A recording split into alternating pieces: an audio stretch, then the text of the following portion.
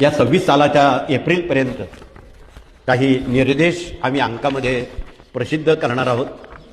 तर गेल्या काही वर्षापासून आपण रोज सांगत आहोत की आगामी काळामध्ये विमान अपघात होतील, रेल्वे अपघात होतील, काही तिसऱ्या महायुद्धाची सुरुवात होईल, काही देशांमध्ये युद्ध सुरू झालेलं आहे, आगामी काही भागात चक्रीवादळ मोठ्या प्रमाणात सक्रिय होतं आहे आणि खूप मोठे उपद्रव जगात आणि देशात होण्याची शक्यता नाकारता येत नाही।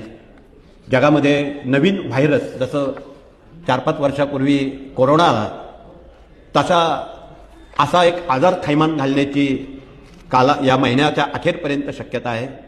म्हणून आपण सावधान राहणं अत्यंत महत्त्वाचं आहे। तिसऱ्या महायुद्धाचे ढग जमा झालेले आहेत।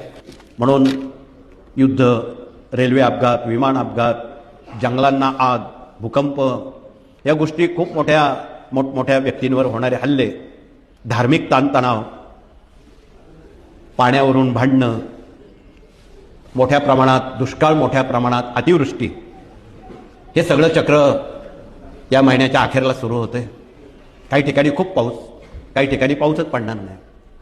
अशा साऱ्या घटनाक्रम आगामी मे महिन्यापर्यंत दर महिन्यात घडणार आहेत। म्हणून यातून आपण आपला देश आणि आपले भारतीय लोक यांना याची कुठलीही तोशिष लागू नये म्हणून आपण भारत मातेला, स्वामींना स्मरणपूर्वक खालील कार्यक्रम आपण करावा की आपण आगामी 100 दिवसात 100 पाठ स्वामी चरित्र सारामृताचे संकल्पने करावेत।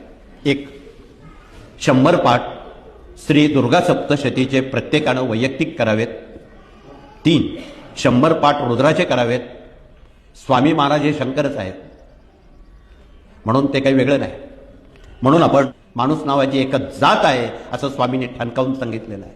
म्हणून या सर्वांनी आपापल्या मातृभाषेतून भारत माता स्वामींना भजताना या सेवेचा विसर पडू देऊ नये। म्हणून आपल्या हातून वर्षभरात 100 पाठ स्वामी चरित्र व्हावेत, मुदत 1 वर्ष आहे। 100 पाठ सप्तशतीचे व्हावेत, 100 पाठ रुद्राचे व्हावेत।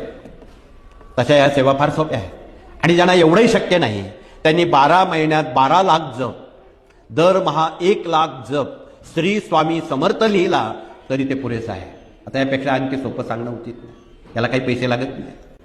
म्हणून आपण हा संदेश जगभर, देशभर, राज्यभर सर्वांच्या कानामनापर्यंत पोचवला तरच ते वाचू शकतील।